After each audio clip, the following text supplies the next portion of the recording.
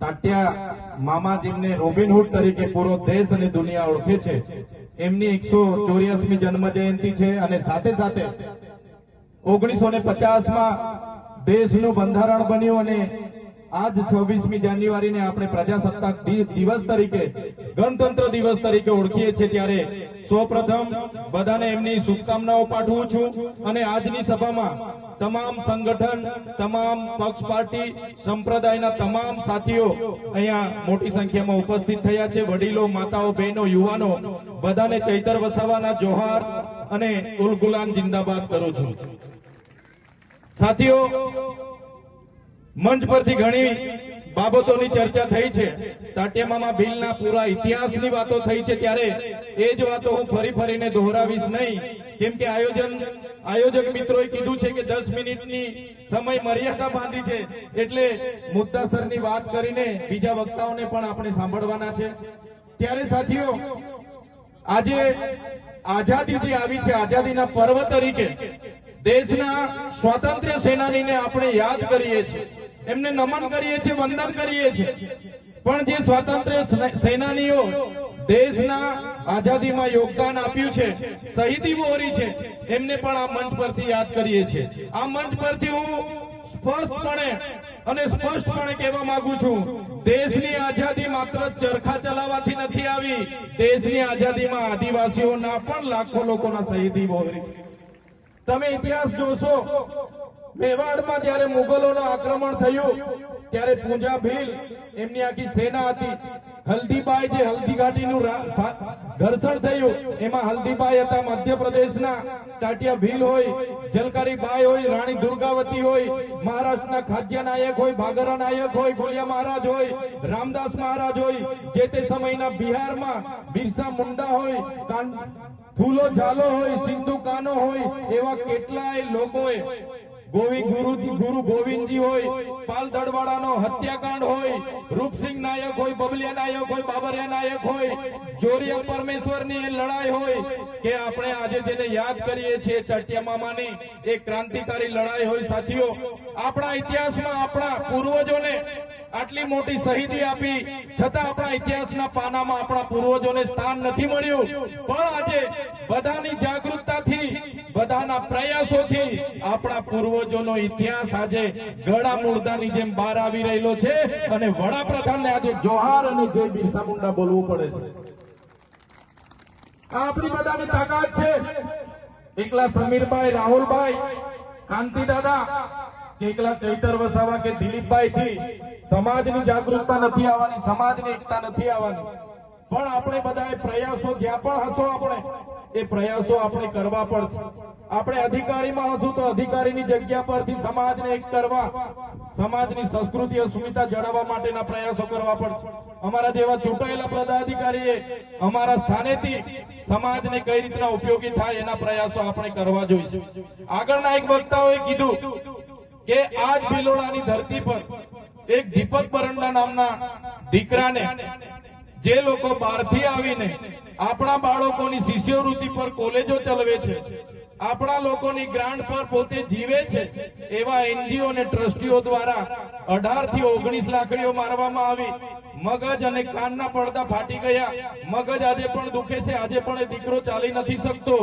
તો આમાં મેં જવાબદાર તરીકે એ બહારથી આવેલા 2-3 ઘરોમાં રહીને આપણી વસ્તી, આપણી હસ્તી અને આપણા વિસ્તારમાં આપણા દીકરાને આ રીતના મારીને જાય, એમાં અમારા જેવા ચૂંટાયેલા પદાધિકારીઓ હોય કે તમે જે પ્રકારના આદિવાસી સમાજના આગેવાનો બનીને ફરો છો, આપણે બધાએ ઢાંકણીમાં પાણી લઈને ડૂબી મરવું જોઈએ।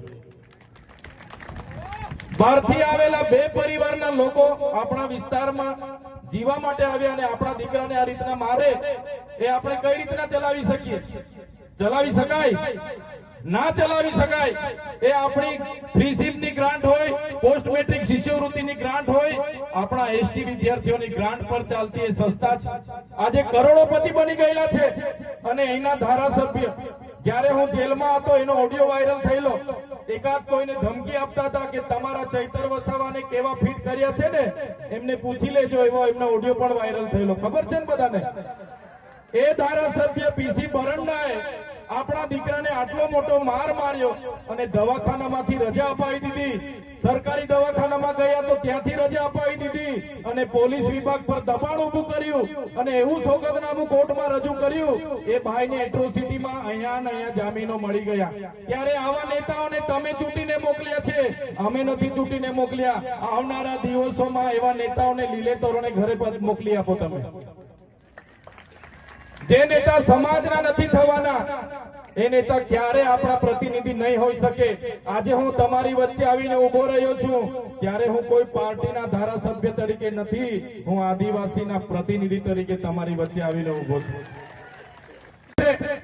આપણા પાટલિયામાં જે પ્રકારે પોલીસે જંગલ ખાતાએ જે પ્રકારે આપણા લોકો પર હુમલો કર્યો, 27 જેટલા ટીયર ગેસ છોડવામાં આવ્યા, લાઠીચાર્જ કર્યો, 50 રાઉન્ડથી પણ વધારે ફાયરિંગ કર્યું અને આપણા લોકોએ પછી સ્વ બચાવમાંથી આપણા લોકોએ દોડાદોડીમાં પોતાનો જીવ બચાવવા માટે જે 47 જેટલા કર્મચારીઓ પર જે એમણે સ્વ બચાવ માટે પથ્થરમારો કર્યો. ત્યારે આવનારા દિવસોમાં આ મંચ પરથી પણ કહેવા માંગુ છું, અહીંયા જેટલા પણ પોલીસ અધિકારીઓ છે એમના માટે એકવાર જોરદાર તાળીઓ પાડી લો. એ તમામ PI, PSI, constable, home guard, D staff બધાને મેં વિનંતી કરું છું, આદિવાસી સમાજ એ સંવાદ અને સંવિધાનમાં માનનારો છે એટલે તમે તમારા આઈપીએસ અધિકારીઓના કહેવા પ્રમાણે અમારા સમાજને હેરાન પરેશાન નહીં કરતા, નહીં તો આવનારા દિવસોમાં અહીંયા પણ અમે પાડાલેવાડી કરીશું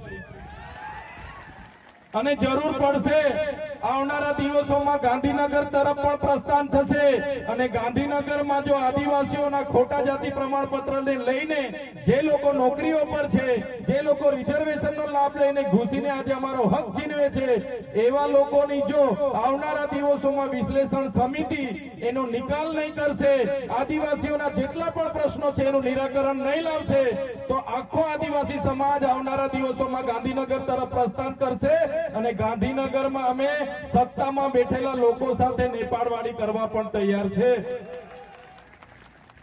આઝાદીનો આજે 77મો પ્રજાસત્તાક દિવસ છે. સંવિધાનમાં જ અનુસૂચિ 5 આપી છે અને એ આર્ટિકલનો આજ દિન સુધી અમલ નથી થતો. આજે અમારા પ્રવીણ દાદાએ કીધું કે બંધારણના 366 અંતર્ગત આપણને અનામત મળ્યું છે.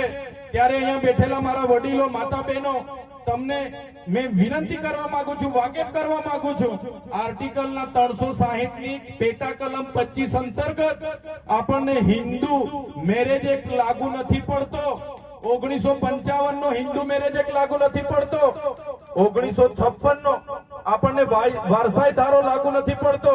હમણાં 2 દિવસ પહેલાની તમને એક તાજો દાખલો આપી દેમ. અમદાવાદની કોર્ટમાં એક આદિજાતિ પતિએ પોતાના પત્ની સાથે છૂટાછેડા માટેની ફરિયાદ કરી હતી અને અમદાવાદની કોર્ટે આ 2 દિવસ પહેલા જ એ પતિને કીધું કે તમે આર્ટિકલ 366ની પેટા કલમ 25 અંતર્ગત આવો છો, તમારું લગ્ન રૂઢિપ્રથા અને પરંપરા મુજબ થયું છે, તમને અમે છૂટોછેડો ના આપી શકીએ, તમે હિન્દુ મેરેજ એક્ટમાં આવતા નથી. એ આપણી સંવિધાનની તાકાત છે. ત્યારે આપણે જાગવું પડશે. બંધારણનો 1956 નો સુધારો વારસાઈ ધારો આપણને લાગુ પડતો નથી. આપણને 1956 નો જે આપણો દત્તક પ્રથાનો ધારો છે, ભરણ પોષણનો ધારો છે, છૂટાછેડાનો ધારો છે, એ પણ બંધારણના આર્ટિકલ 366ના 25 પેટા કલમ મુજબ આપણને લાગુ પડતો નથી. એ બધું આપણે જાણવું પડશે અને આપણા સમાજને જાગૃત કરવા પડશે.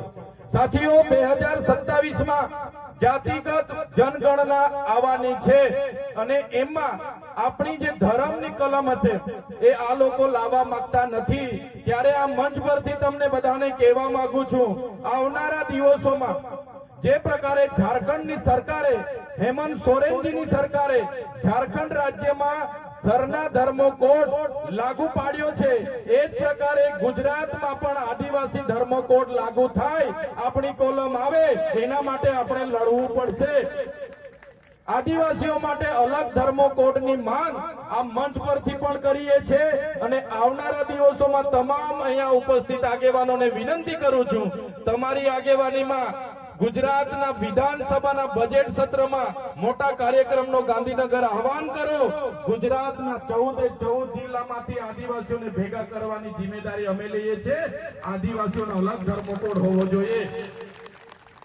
આદિવાસીઓનો અલગ ધર્મકોડની માંગ કરવી પડશે, નહીં તો આપણને ડીલિસ્ટિંગમાં ખપાવીને આપણને મળતા અનામતના લાભો પૂરા થઈ જવાના છે.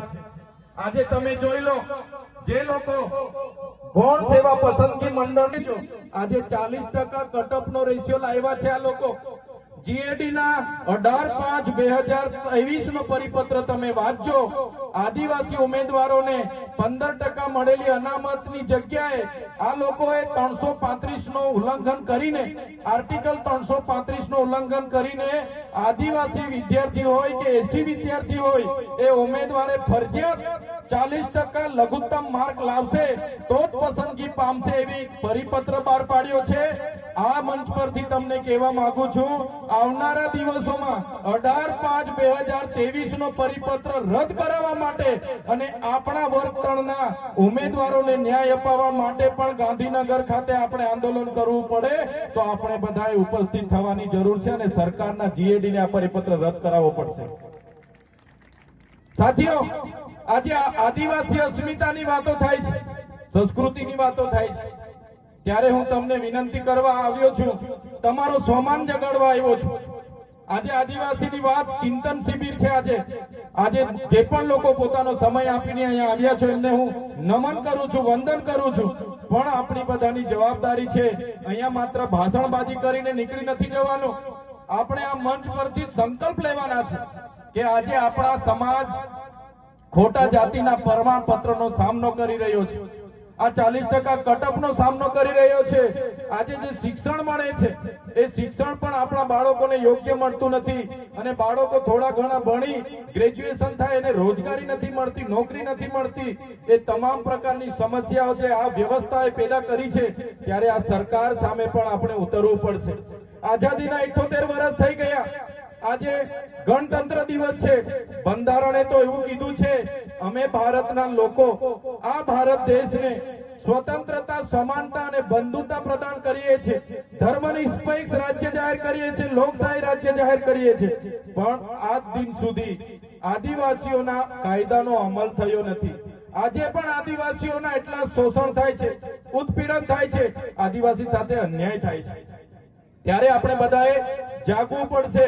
આજે કોઈ પણ કાયદો બને તાત્કાલિક એનો અમલ થઈ જાય છે અને આપણી અનુસૂચિ 5 ના આજે 78 વર્ષ પછી પણ અમલ નથી થયો. કેમ? કે આપણામાં એકતા નથી.